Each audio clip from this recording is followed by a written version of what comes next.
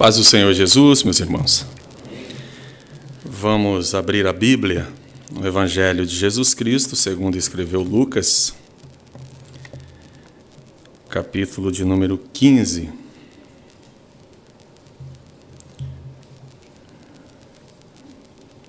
Nós vamos ler do versículo 11 até o versículo 32.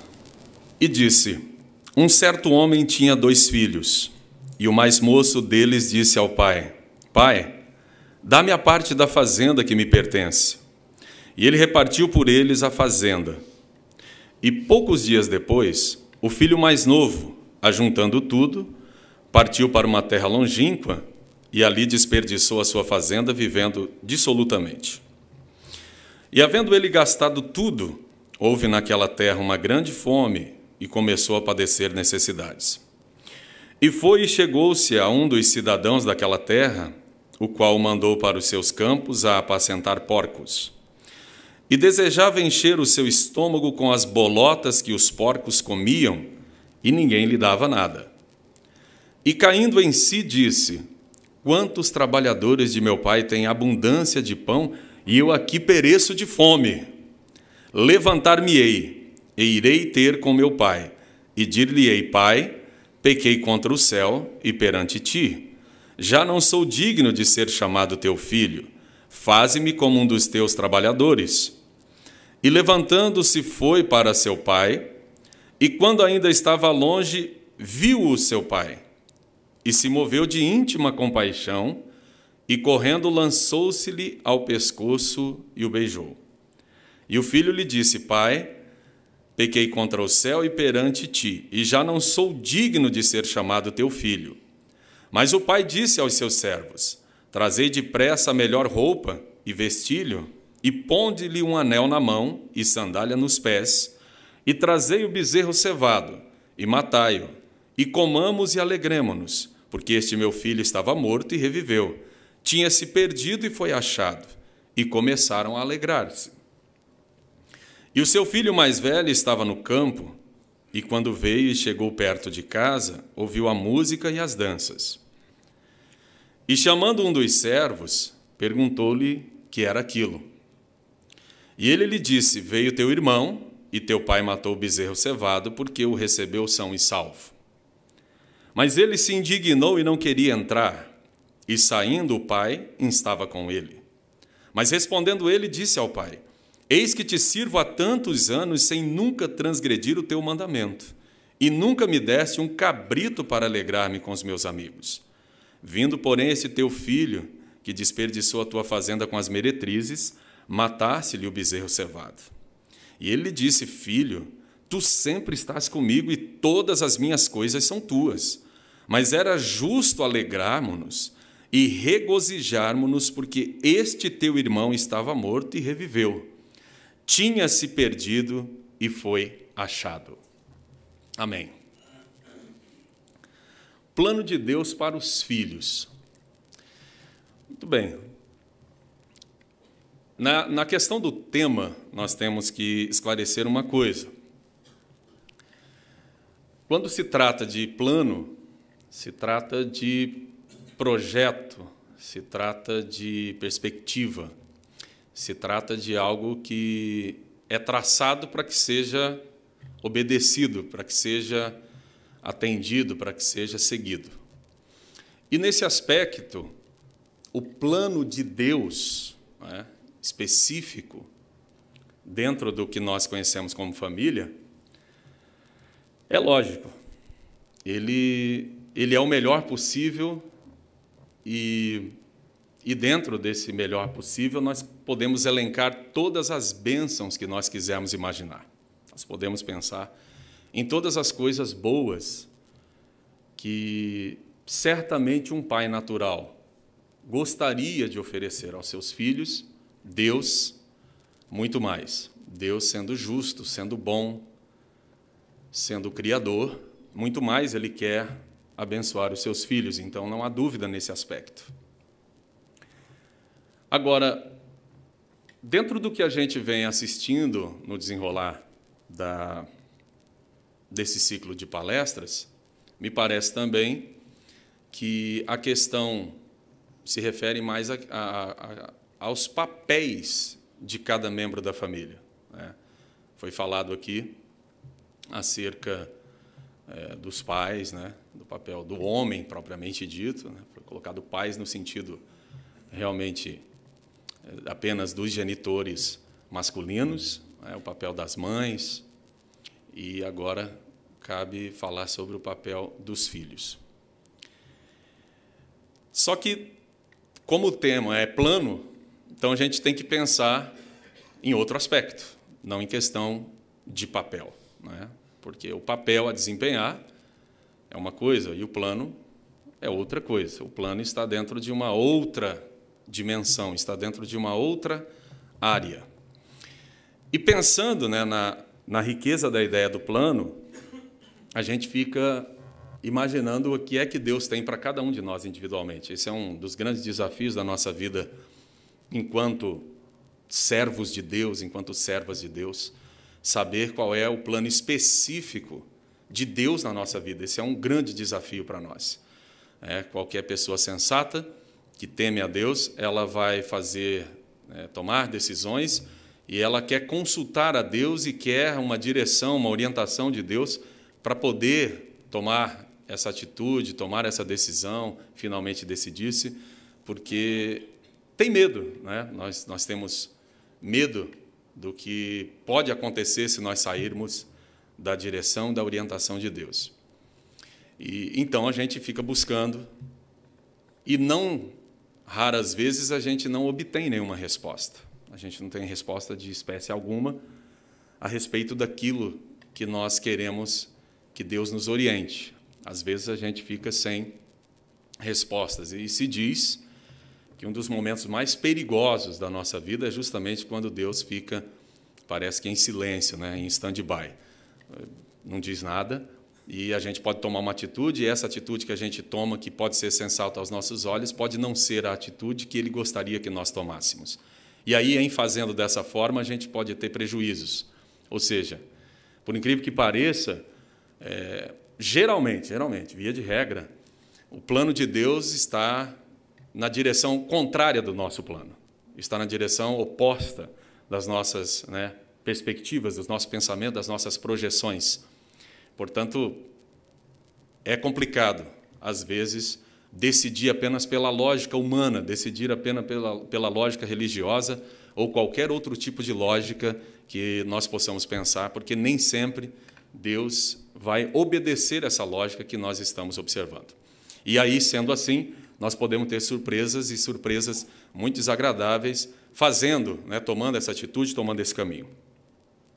Então, quando Deus cria a família, há, obviamente, um projeto de Deus para a família. E o projeto de Deus para a família, quando a gente observa o texto lá de Gênesis, que é o texto clássico, para que observemos isso, a família cabe algumas funções. Dentre essas funções, o cuidado com o planeta, o cuidado com a terra, onde nós fomos colocados para lavrar e guardar, né? Ou seja, para cultivá-la, para trabalhar, extrair os meios de subsistência desse planeta e, ao mesmo tempo, cuidar dele, porque ele é perecível nas suas fontes naturais. Então, ele precisa de cuidados. Portanto, cabia aos seres humanos esse cuidado. E, obviamente, que esse cuidado estaria distribuído de maneira bastante equilibrada e justa, e com equidade, entre os membros da família, que certamente viriam, né? Deus cria Adão, coloca ele no jardim para lavrar e guardar, percebe que o homem está sentindo-se solitário, então ele cria, né, a mulher, e a mulher agora acompanha o homem, está junto com ele, e certamente eles vão ter filhos, porque Deus mandou que eles crescessem, eles se multiplicassem, então era também uma designação da parte de Deus, como se fosse uma lei natural. Portanto, a questão do nascimento de filhos e do aumento da família seria uma realidade. Infelizmente, o pecado, ele provocou uma ruptura nessa relação harmoniosa que nós temos, que projetada por Deus. E aí entra sempre a discussão se Deus sabia que isso ia acontecer ou não sabia, e se sabia, por que não evitou? Né? Porque aí são várias as questões que pode se discutir. Né? Você tem o poder de Deus, por um lado, na questão da sapiência, do conhecimento, de todo o conhecimento, né, da onisciência divina, e você tem, por outro lado, a questão da bondade, né, do amor de Deus, sendo um Deus que conhece todas as coisas, sabia que ia pecar, e sabendo que ia pecar e que ia gerar todo esse transtorno, e sendo um Deus amoroso, porque permite que isso também aconteça. Portanto, nós não temos todas as respostas e vamos ficar sem mesmo. E não adianta procurar na Bíblia, porque ela não responde esse negócio também. Portanto, nós temos que caminhar por fé a respeito disso. Não há respostas fáceis para perguntas difíceis. Não há. E há muitas perguntas difíceis, várias perguntas difíceis. É somente para quem realmente não pensa a respeito, o que é extremamente confortável e muito bom. E eu agradeço a Deus porque eu passei grande parte da minha vida sem pensar sobre essas coisas.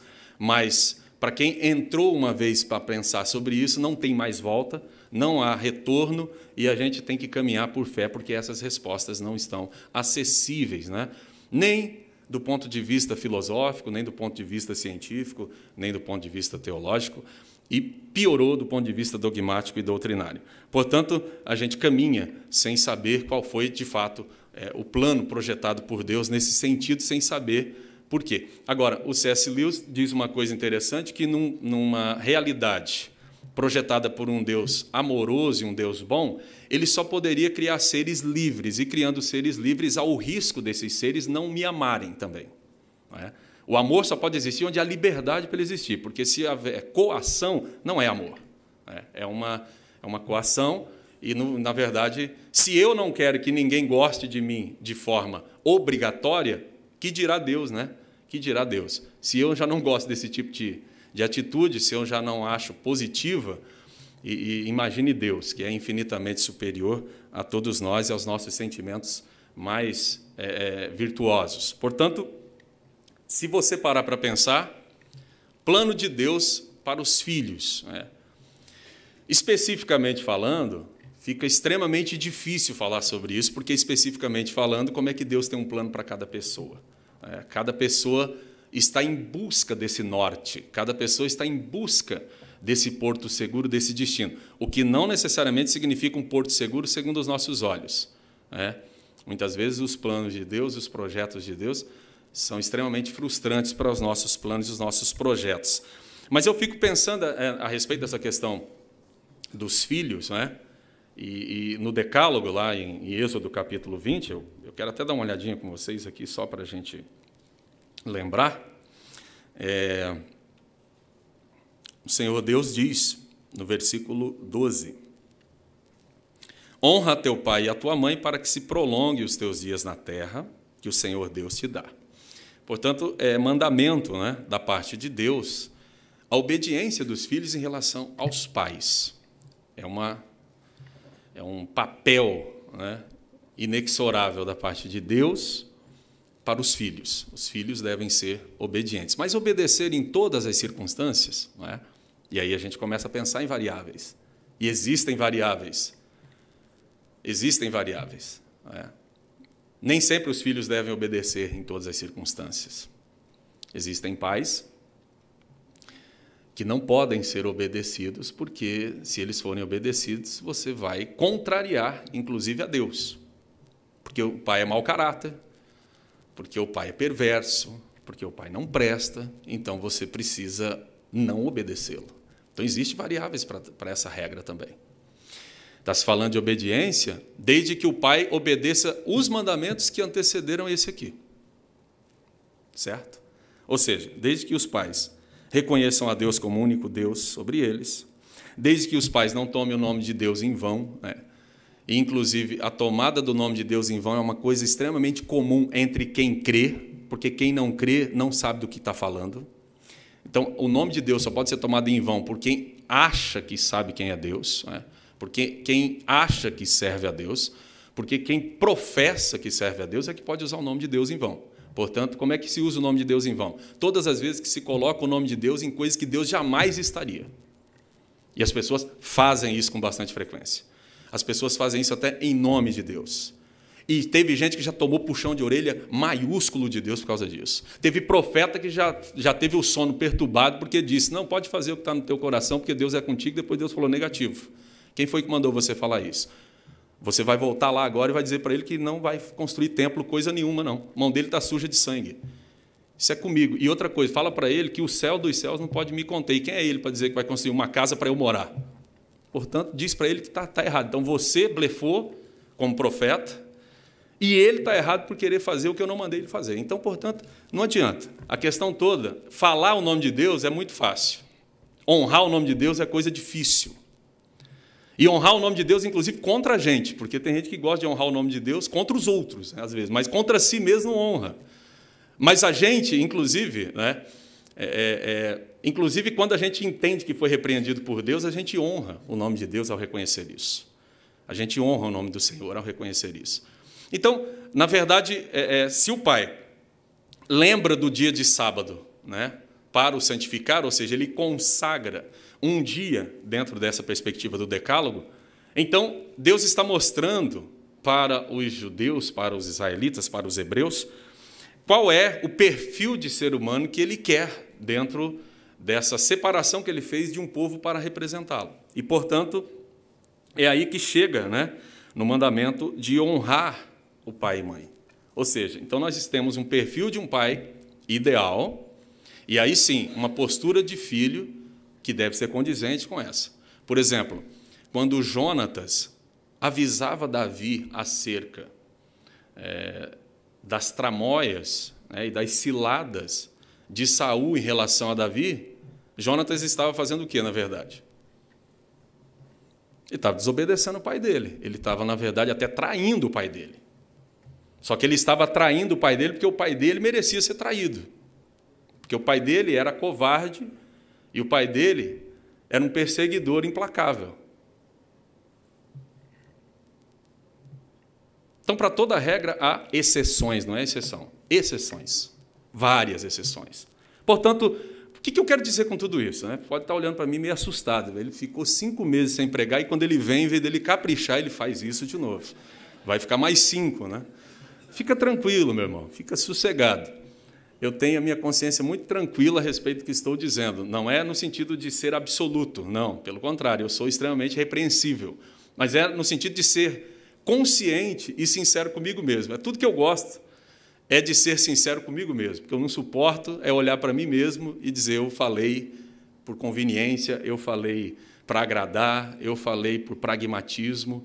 E eu já não faço isso naturalmente mesmo. E em púlpito, aí realmente é pedir para eu me suicidar, pedir para fazer alguma coisa que seja diferente daquilo que vai no meu coração e vai na minha consciência e que eu efetivamente acredite.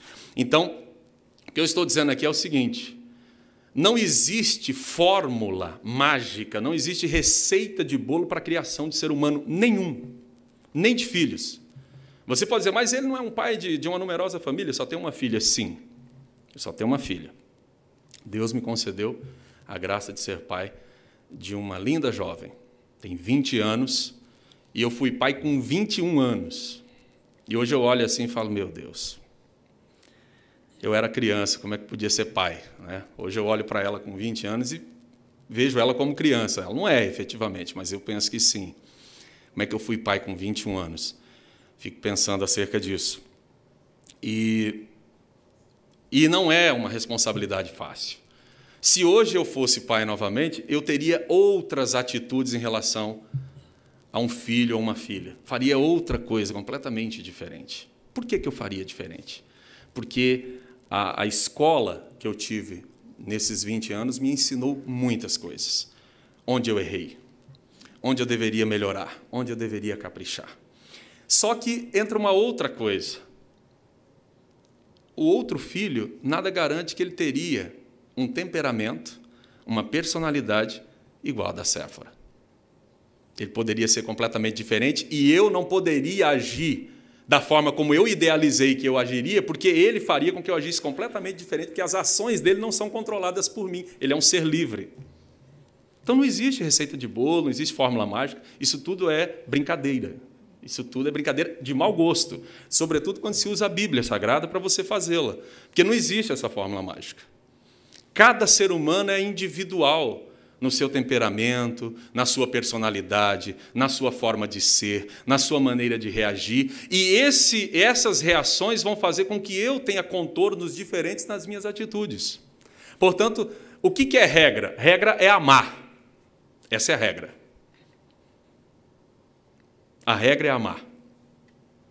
A regra é amar e dar espaço para a liberdade que precisa ser exercida com responsabilidade. Portanto, o filho, ele precisa aprender, né, a se responsabilizar pela liberdade que ele vai obtendo aos pouquinhos. Eu me lembro que, quando morava no Paraná, lá na minha cidadezinha, lá em Goiuerê, nós morávamos uma distância mais ou menos... não sei se eu vou saber precisar, mas eu acho que dá mais um pouco distante do que aquela saída da agulha para a Avenida Brasil, quando a gente pega aqui e sai à esquerda, a da biblioteca da minha casa. E a Séfora aprendeu a ler com 6 anos. E aí, com 5 anos, ela já sabia ler bem. E aí, com 6 anos, né, ela aprendeu a andar de bicicleta e começava, não, porque eu quero buscar um livro lá na biblioteca para ler, eu quero buscar um gibi, etc. E a gente tinha que ir. E, às vezes, a gente não tinha tempo para ir. E, um dia, ela falou assim, não, mas eu sei ir lá, eu vou sozinha. 6 anos. Meu Deus do céu. Como é que a gente faz isso, né? E o medo. Aqui, no Rio, é completamente impensável uma coisa dessa. Vocês não têm nem ideia disso. Mas na cidade que eu morava, 30 mil habitantes, pequenininha. Todo mundo conhece todo mundo. Mas não significa que não haja perigo, né? Não haja perigo, há mal súbito, a pessoa passa mal, a pessoa bate com o carro, enfim, tem uma série de coisas. E ela tinha que subir, pegar uma avenida muito principal para poder chegar na biblioteca, que é onde fica a biblioteca. E foi um dia que eu falei assim, não, nós temos que deixar ela ir. Ela se sente muito segura, nós temos que deixar ela ir. Mas eu vou monitorar. Eu vou escondidinho por trás das árvores e vou olhando até ela chegar e fico esperando, depois eu volto. Vai fazer de conta que ela foi sozinha, mas eu estou pertinho ali olhando. Entendeu? E ela foi. Mas aquela emoção, sabe? Porque ela se lembra ainda, ela conta que, quando ela ia lá pedir os livros ou os gibis, a mulher questionava ela, né? Mas vem cá, você vai ler tudo isso aqui? Você não tem como ler tudo isso aqui. Não, eu vou ler. Pode marcar aí que eu vou ler, eu vou entregar no dia certo. Se eu não entregar, eu renovo. Tá? Ela sempre foi muito conversadora, despachada. E aí, a gente ficava emocionado de ver, né? A filha, né? Há pouco tempo que era uma bebezinha, agora já tem essa independência, essa liberdade de ir na biblioteca, fazer isso, fazer aquilo. Eu me lembro do primeiro dia dela na UFRJ, né? Porque eu levei aqui todos os anos para a escola, deixava na porta, e de lá vinha aqui para a CPAD, e depois ela pegava um transporte lá da escolar para ir para casa. Mas eu me lembro do primeiro dia, indo para a UFRJ, levantou 5 horas da manhã e pegou... Eu tirei uma foto, né? Lá de cima assim, do prédio, chorando. Assim. Ela indo. Falei, gente do céu, minha filha.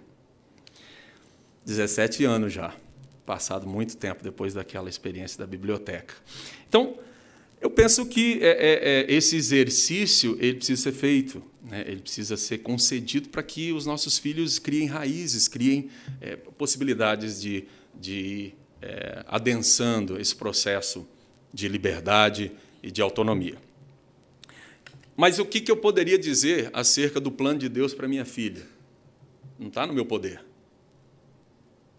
Se o plano de Deus é para minha filha, é para ela, não é para mim.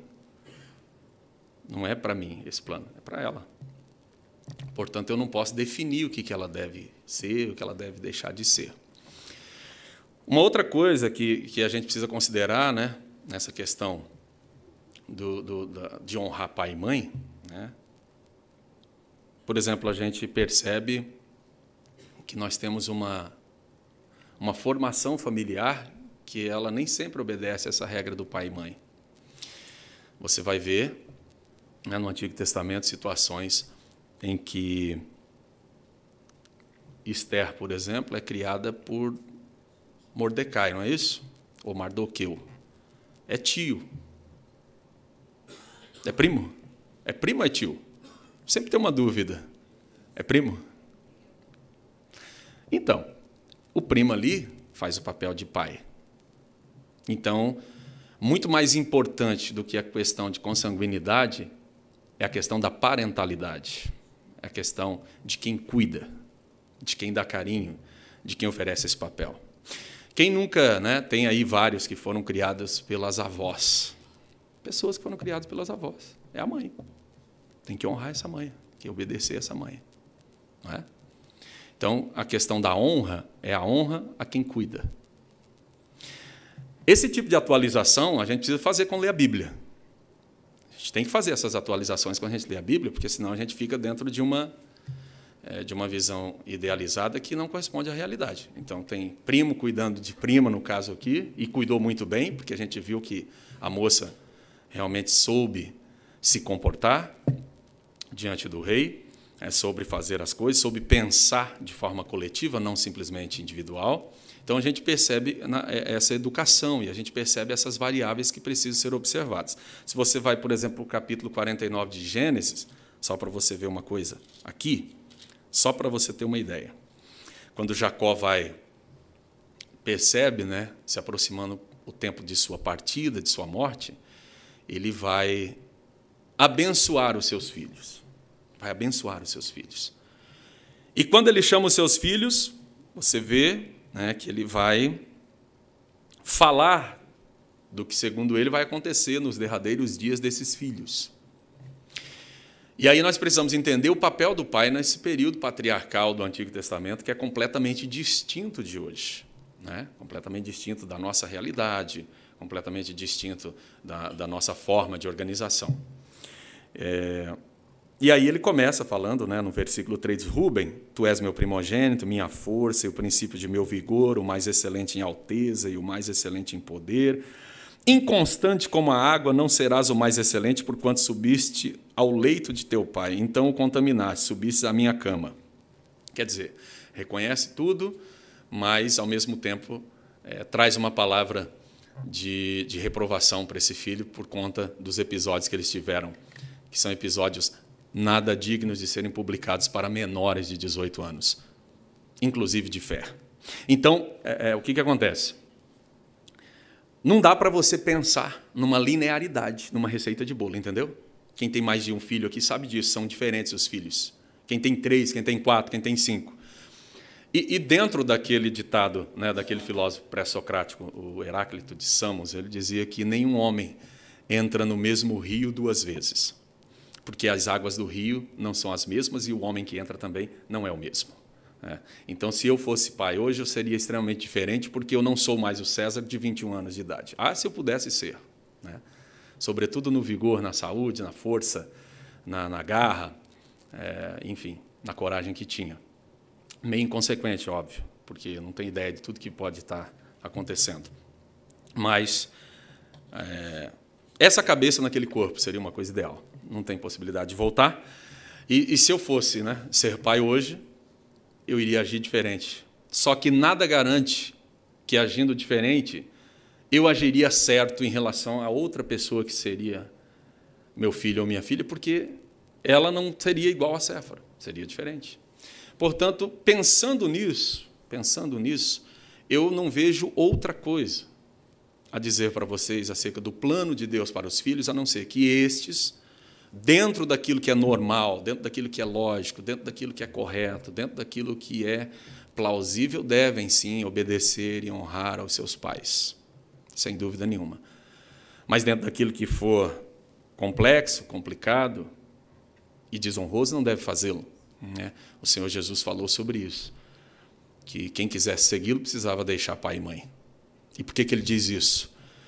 Porque ele sabe que é uma decisão do coração fazer uma ruptura religiosa, e dentro daquela sociedade uma ruptura religiosa era uma ruptura de relacionamento, não era uma ruptura assim.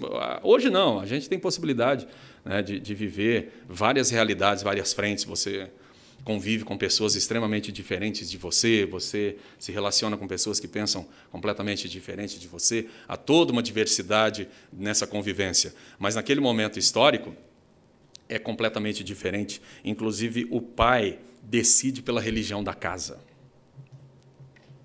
O pai decide pela religião da casa. Quando Jesus Cristo cura, né, o filho daquele oficial do rei, ele chega e constata que o filho foi curado exatamente no momento que Jesus Cristo disse lá em Caná que o seu filho estaria curado. Ele chega lá e constata, o texto bíblico diz que ele e a sua casa creu, né? Quando o carcereiro de Filipos também, como é que ele poderia fazer para obter salvação? Então, ele e a sua casa, né? Porque ele decide a religião da casa, é o pai que faz essa decisão. Mas Jesus está apresentando uma coisa que é subversiva. Não, você vai decidir sozinho, e aí você vai ter que deixar o seu pai e sua mãe, porque é você que vai decidir se você quer seguir a mim ou não. Então, nesse ponto, né, Jesus estaria mandando que se contradissesse esse mandamento de obediência, porque para toda regra há exceções. Então, nesse caso, poderia fazer essa ruptura. Essa ruptura tinha de ser feita. Paulo vai dizer isso, né, que quando ele recebeu o evangelho, ele não foi consultar carne, nem sangue, pai, nem mãe, ele não foi, porque se ele fosse, ele seria repreendido, ele seria extremamente hostilizado por conta dessa ruptura. Hoje não, hoje o que é para a gente se converter? A gente se tornar membro de uma igreja, a gente se converte.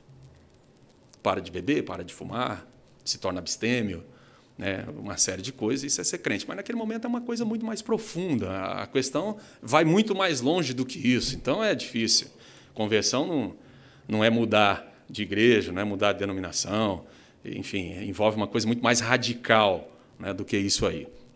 E, quando a gente entende isso, a gente começa a questionar se, de repente, se a gente realmente é convertido, né, se a gente realmente se converteu ou se a gente simplesmente foi convencido de alguma coisa religiosa e segue uma bula de sistema sacrificial da religião e não passa disso, né? A gente começa a pensar se a gente não é mais legalista do que efetivamente discípulo de Jesus. A gente começa a pensar isso. Então, não há receita porque pessoas são indivíduos são diferentes e sendo diferentes, não existe essa receita. E eu convido vocês só para a gente voltar lá para o texto de Lucas 15, porque senão você pode me dizer para que ele leu, né, se ele não ia explanar. Eu já explanei em outras oportunidades e hoje não é esse o propósito, porque a proposta é temática, eu não estou pregando expositivamente, né? Eu estou falando dentro de uma palestra que foi prefixada o tema. E tendo o tema prefixado, eu preciso me manter dentro dos escaninhos desse tema. Então, veja só. O que eu observo da parábola do filho pródigo? A parábola do filho pródigo foi contada em conjunto com duas outras parábolas, a parábola da ovelha perdida e da dracma perdida, e Jesus conclui magistralmente com a parábola denominada na epígrafe editorial de parábola do filho pródigo, mas hoje eu concordo com muitos expositores, entre eles o alemão Joachim Jeremias, né, de que essa nomenclatura não faz jus ao que o texto realmente diz, porque o elemento central da parábola não é nenhum dos dois filhos, e sim o pai.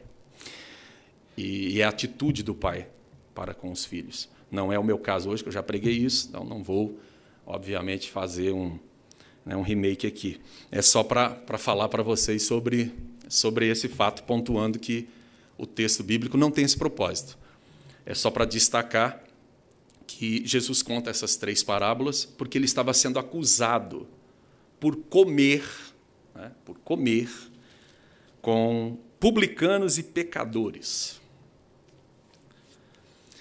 Para a gente comer é a coisa mais simples, né? O ocidental não tem essa tradição. O oriental não. O oriental se senta para comer com alguém que lhe é íntimo, com alguém com quem ele compartilha, com quem ele divide suas ideias, seus pensamentos, e é uma forma de aceitação e de também ligação social, pessoal e íntima. Então, comer junto é uma coisa muito séria dentro dessa cultura.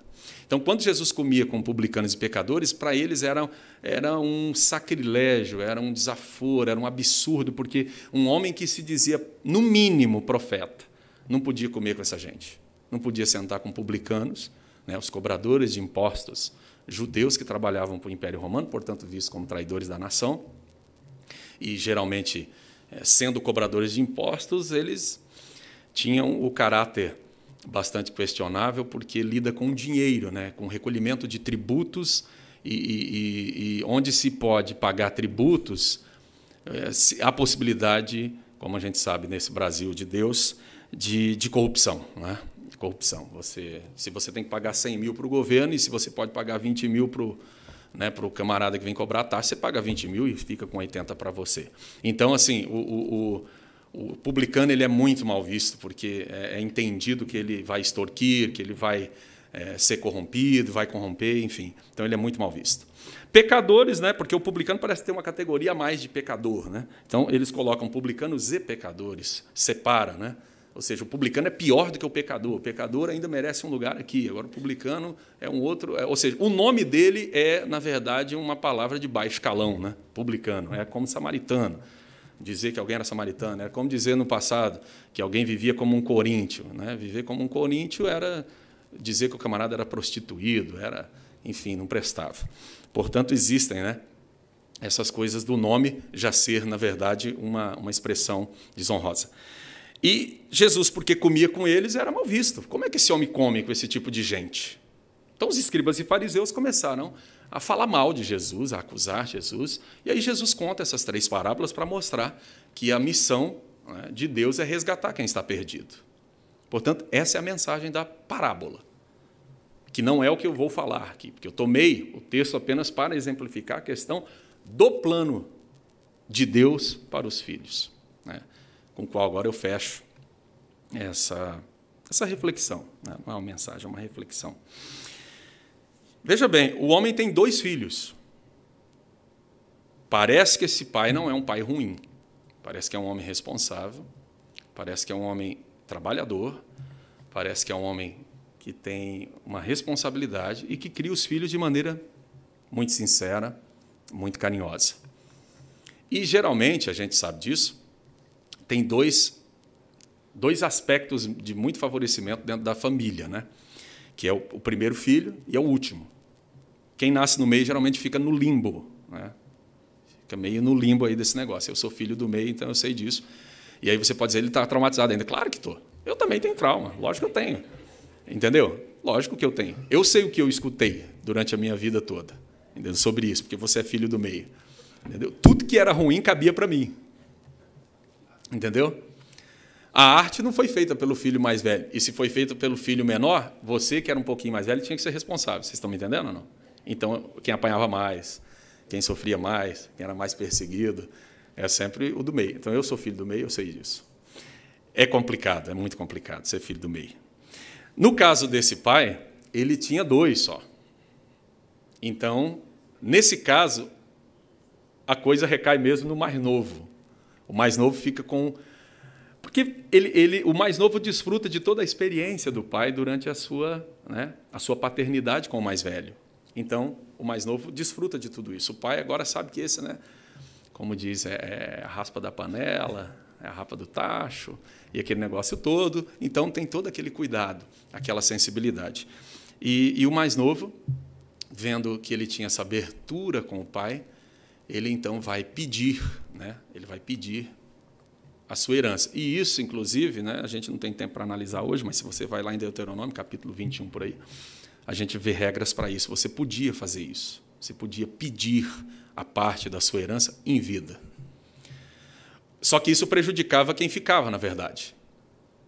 Prejudicava quem ficava. Não é a minha ênfase aqui, por isso que eu não vou trabalhar isso com vocês.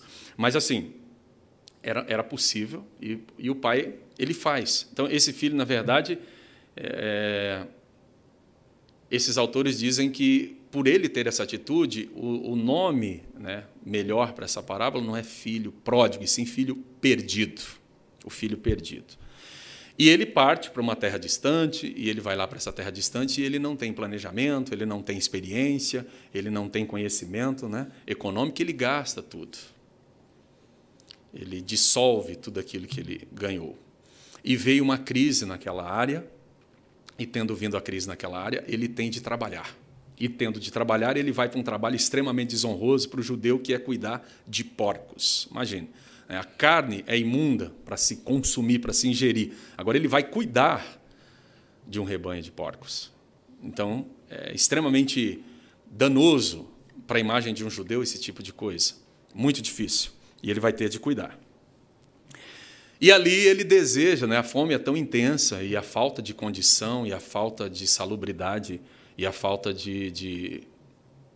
na verdade, de estrutura dada pelo patrão é tão terrível que ele tem vontade de comer as bolotas, as alfarrobas que os porcos comem. Só que ele era monitorado, ele não podia nem comer. Ele tem vontade de comer, mas ele não come porque certamente ele é impedido de comer, porque aquela é a ração dos animais. E ele não pode comer.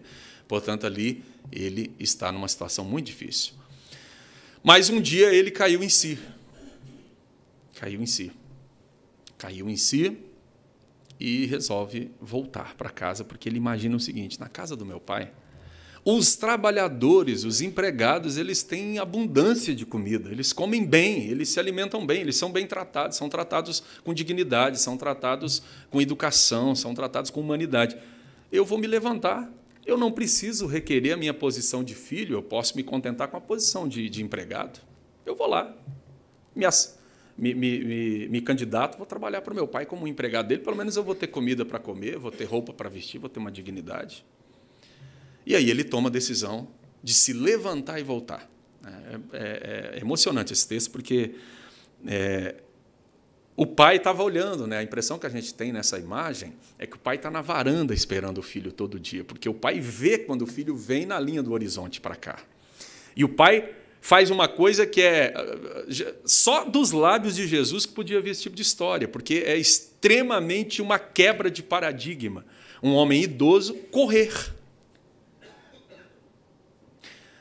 Sobretudo pela imagem da pessoa, ele não podia ter essa atitude de correr. E você imagina, não tem calça comprida. É uma roupa fechada. Correr com essa roupa é extremamente perigoso, você pode cair. Os passos são complicados. Então, veja só, ele corre ao encontro do filho, ele se move de íntima compaixão, corre, se lança no pescoço do filho e beija. Que cena mais linda, meus irmãos. Eu vejo a cena. O pai encontra o filho no caminho. E o filho ensaiando a confissão que ele falou, ele começa a falar a confissão. Pai, eu pequei contra o céu e contra ti, não sou digno de ser considerado teu filho, mas o pai não deixa ele nem terminar a confissão, não quer nem saber. Chama lá os empregados e na hora, olha, é o seguinte, traz depressa a melhor roupa, coloca nele. Coloca a melhor roupa nele. Pega o anel, o anel de sinete, o anel da família, coloca no dedo dele. Pega as sandálias, pega o melhor calçado e coloca no pé dele, ou seja, porque o escravo andava descalço. Então, ele não é escravo, ele é filho. Bota a sandália nele. E sabe de uma coisa? Aquele bezerro que a gente está guardando para fazer uma festa, numa ocasião especial, a ocasião é hoje. Hoje é o dia da festa. Hoje nós vamos festejar, porque esse meu filho aqui estava morto e reviveu. E aí começa uma festa, e festa de judeu tem dança, festa de judeu tem vinho, festa de judeu não é festa de crente assim nos nossos dias, não. Festa de judeu é diferente. Não adianta a gente querer encaixar dentro do nosso padrão, porque festa de judeu tem dança, festa de judeu tem bebida lá, vinho, etc. E eles estão lá na festa deles, festejando. O irmão mais velho escutou aquilo, mas dia de semana. Festa? Uma hora dessa? Mas como assim? Eu nem fui avisado. Fica indignado com aquilo. Indignado com aquilo. E aí ele pergunta para um dos empregados, o que está acontecendo aí dentro? O que é isso aí? Olha, seguinte, teu irmão voltou. Teu irmão voltou e aí o teu pai deu uma festa. Ele fica indignado, fica injuriado. E se você notar, tem umas coisinhas que a gente vai notando no texto. Você dá várias voltas no quarteirão e vai percebendo melhor o território, né? Você olha aqui no versículo 13, diz que ele desperdiçou, gastou o dinheiro dissolutamente, irresponsavelmente. Mas não diz no que ele gastou. Quando você chega aqui no versículo 30, o irmão mais velho está dizendo que ele gastou com meretrizes. Mas como é que ele sabe? Então, não pode-se dizer que o filho mais novo estava se prostituindo e gastando com meretriz. Isso foi o que o mais velho disse, não foi o que o texto disse. Não foi o que o filho mais novo disse, foi o que o mais velho deduziu que ele estivesse fazendo. Por quê? Porque se ele tivesse saído para fora com essa grana toda, era o que ele iria fazer. Então, ele deduz que o outro faz, certo? A gente avalia muitos outros por nós mesmos. Nós não temos como fazer de outra forma. Eu não posso sair de mim para avaliar, então eu estou dentro de mim para avaliar. E aí eu estou com as minhas impressões, estou com a minha forma de ver, a minha maneira de enxergar, o meu óculos ideológico está passando por tudo isso. É a minha forma, né, de enxergar. E aí ele acusa o pai, ele fala tudo isso contra o pai, e o pai mostra que esse filho não o conhece. Filho, tudo que eu tenho é teu. O senhor não me deu nem um cabrito, né, que tem uma carne dura para comer. O bezerro é o baby beef que vocês comem quando vão no aniversário do diretor aí no restaurante. O cabrito é uma carne dura. É uma carne dura. Portanto, ele acusa o pai que o pai, na verdade, é ingrato, o pai é insensível, mas aí ele diz para o filho que o filho é que é assim. É a leitura do filho em relação ao pai, porque ele diz, filho, tudo que eu tenho é teu. Tudo que eu tenho é teu. Todas as minhas coisas são tuas. Mas era justo a gente se alegrar, se regozijar, porque esse teu irmão, né, estava morto e reviveu, tinha se perdido e foi achado. E a história termina assim. Você não sabe se o filho mais velho entrou para festejar, se ele se revoltou, se ele se deserdou. A história termina assim. Como é que a história termina, né? A história termina com um final feliz para um filho ingrato, e termina triste para um filho certinho. Então, tem regra. Diz aí para mim. Jesus mesmo está ensinando, então, para quebrar regra. Não é isso que ele está ensinando, mas ele está mostrando que o amor de um pai não pode depender da atitude do filho. Então, o plano de Deus para os filhos é que os filhos sejam felizes. Eu concluo dizendo isso. O plano de Deus para nós é que nós sejamos felizes.